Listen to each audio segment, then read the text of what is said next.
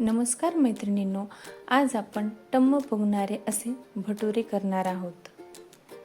यासाठी या वाटीने मी 2 वाटी मैदा चाळून घेतला आहे, अर्धी वाटी रवा, बेकिंग सोडा, चवीपुरतं मीठ आणि थोडीशी साखर।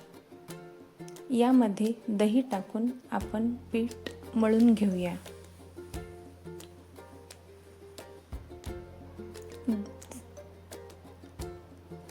जसं थोडं थोडं पाणी लागेल तसं पाणी घेऊन पीठ चांगलं मळून घेऊया।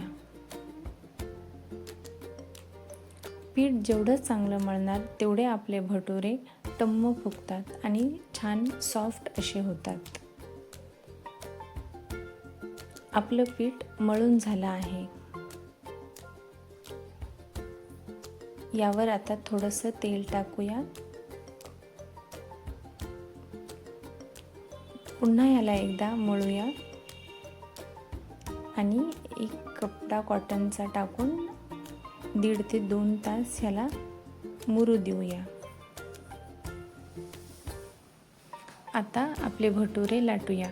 भटुरे लाटत असताना याला मैदा किंवा पीठ लावायचं नाही, पोळपाटाला थोडंसं तेल लावून लाटून घ्यायचे।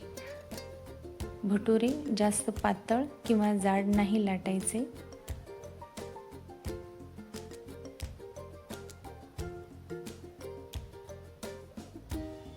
मी इथे कढईमध्ये तेल तापत ठेवलं होतं। तेल तापलं आहे। तेल हे चांगलं तापू द्यायचं। तापलेल्या तेलामध्येच भटुरे तळायचे, म्हणजे हे छान फुगतात। तुम्ही पाहू शकता आपला भटुरा किती छान फुगला आहे। याला आलटून पलटून छान तळून घ्यायचं।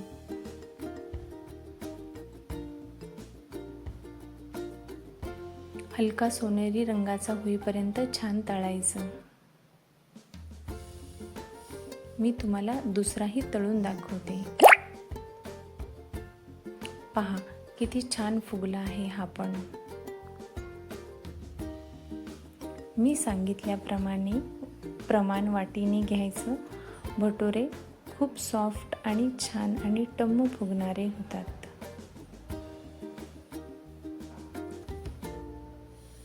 व्हिडिओ आवडला असेल तर लाईक करा आणि चॅनलला सबस्क्राईब करा।